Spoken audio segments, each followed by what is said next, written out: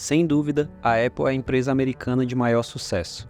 Graças à onipresença de seus dispositivos e à lealdade quase fanática de seus clientes, não é surpresa que a Apple tenha se tornado a primeira empresa a atingir um valor de $1 trilhão no mercado de ações americano. E ainda assim, há apenas 20 anos, a Apple estava à beira da falência.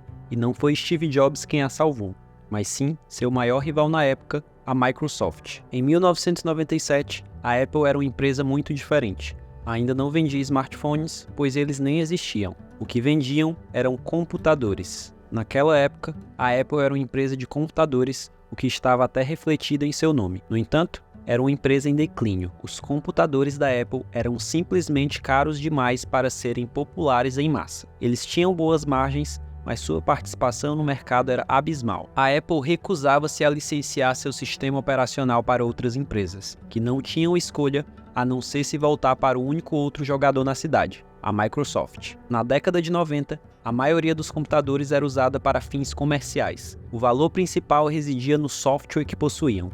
Se um computador não tivesse os programas necessários desenvolvidos para ele, então era efetivamente inútil para grandes empresas. Em 1997, a Microsoft tinha impressionantes 90% de participação no mercado. Quase todo o software sendo desenvolvido na época era para Windows. Os desenvolvedores de software tinham uma escolha: gastar apenas o necessário para criar programas para Windows ou gastar quase o dobro para também apoiar a Apple, que tinha menos de 10% de participação no mercado. Vale ressaltar que Steve Jobs não fazia parte da empresa neste período. O conselho de diretores da Apple o havia expulsado em 1985, mas em 1997 a situação estava verdadeiramente desesperadora. As vendas estavam caindo rapidamente e depois de uma série de CEOs mal-sucedidos, o conselho da Apple realmente trouxe Steve Jobs de volta. Em fevereiro, adquiriram a Next, a empresa que Steve Jobs havia iniciado após deixar a Apple. No entanto, as finanças da Apple estavam em tão má forma naquele ponto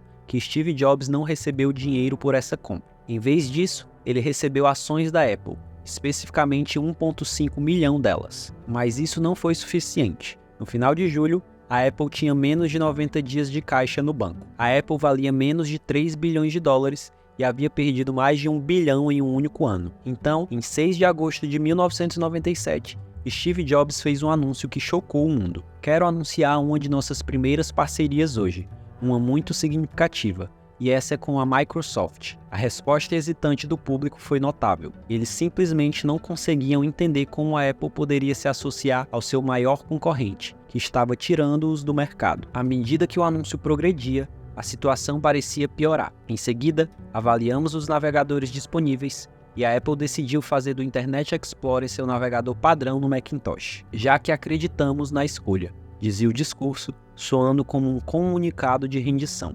E por fim, a Microsoft estava investindo na Apple. A Microsoft estava comprando $150 milhões em ações da Apple pelo preço de mercado. Eram ações sem direito a voto. Reparem na palavra-chave aqui: sem direito a voto. A Microsoft não estava tentando adquirir a Apple, estava apenas a financiando, mas Bill Gates não estava oferecendo apenas dinheiro.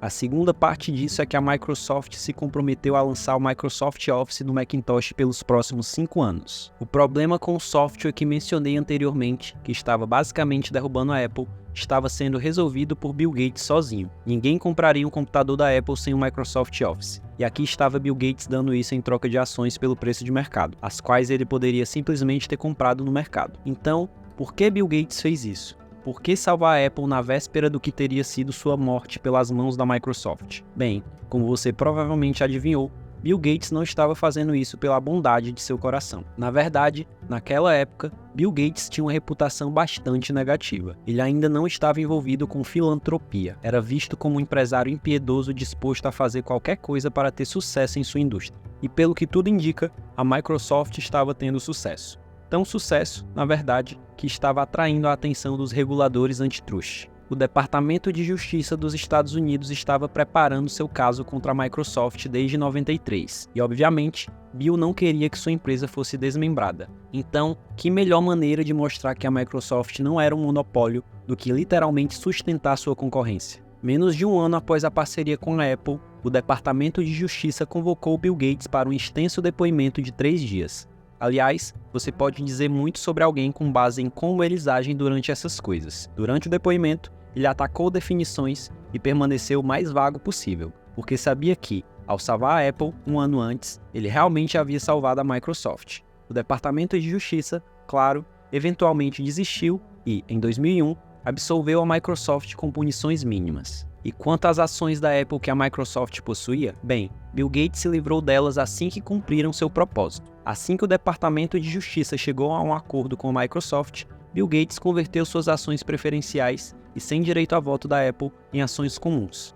Ao todo, ele acabou com 18,2 milhões de ações da Apple que ele vendeu em 2003. Lembre-se, isso foi após o estouro da bolha da internet, e em 2003, o preço das ações da Apple ainda estava extremamente baixo em comparação com seus patamares pré-bolha. Então, quanto dinheiro Bill Gates deixou de ganhar? Bem, a Apple tem se saído tão bem desde 2003 que suas ações se dividiram 2 vezes nesse período, uma vez numa proporção de 2:1 em 2005 e uma segunda vez numa proporção de 7:1 em 2014. Assim, as 18,2 milhões de ações daquela época seriam 254 milhões hoje. Em agosto de 2018, o preço das ações da Apple era de aproximadamente $210 cada, o que faria a participação anterior da Microsoft valer 53,5 bilhões de dólares hoje.